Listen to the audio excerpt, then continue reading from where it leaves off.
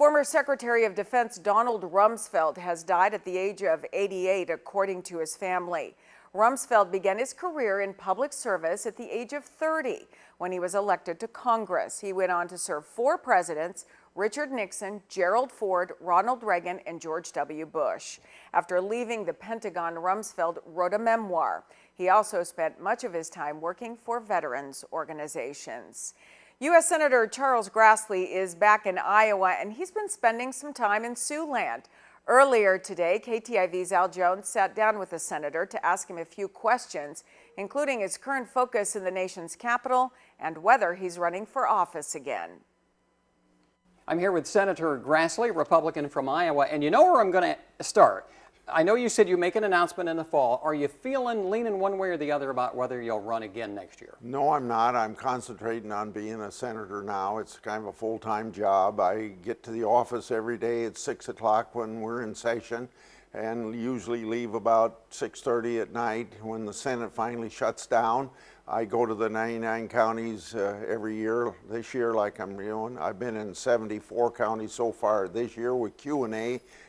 With the agenda set by my constituents, and I'm concentrating on that. But yes, I am always thinking about, should I run or not run, and that's something you discuss with your family. I listen to Iowans, and that's the best I can say, but I enjoy serving the people of Iowa, and I still enjoy that work even after all these years. You're 87 years old. You've been on Capitol Hill since 1974. You're in the Iowa legislature before that, going back to the 50s, right? Yes. Tell me what you feel about the tone of politics in Washington. Are Republicans and Democrats still able to work together? Without a doubt. I could give you a list of 5 or 6 things that have already passed the Senate this year in a bipartisan way. And right now, last week, it looks like the president and a bipartisan group of people have reached an agreement on an infrastructure bill.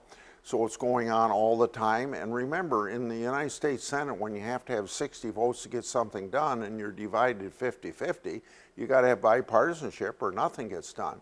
I would say that the political atmosphere is stronger now, or I should say worse now, than any time since I've been in Washington. But I'd also like to tell you, you're in journalism, and I think you'd probably agree with this, you know, controversy makes news. And if I'm getting along with Durbin, Democrat leader, on, let's say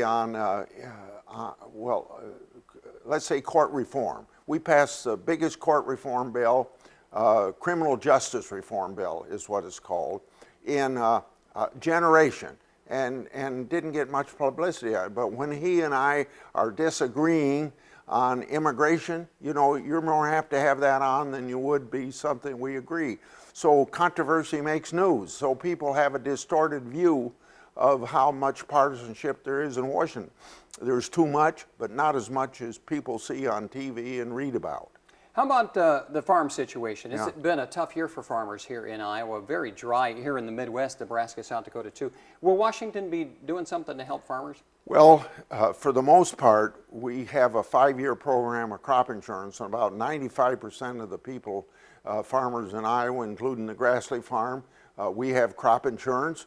We pay part of it, the taxpayers pay part of it. And that's the main protection. Sometimes there is disaster relief on top of that, like we're trying to get it for the derecho that went through central Iowa last year, but that isn't guaranteed, whereas the crop insurance is guaranteed. But I am working on a very narrow piece of legislation, but a very important piece of legislation for cattle producers, because the 4 biggest packing companies in this country have 80% of the production, and they nail down about 80% of their daily kill with pre-contracting or their own cattle to kill. So there's not a lot of room for Iowa farmers that want to negotiate a price to get a fair price, and then maybe if you get a price at all, fair or unfair, you can't deliver for a month. So we've got to change that situation. Not only do I have a bill in on that, but Senator Fisher of Nebraska has a very important bill in on that subject. So it's recognized as a major problem for cattle producers, and hopefully we get a bill passed this fall. All right, Senator Grassley, thanks for your time today. You bet. Thank you.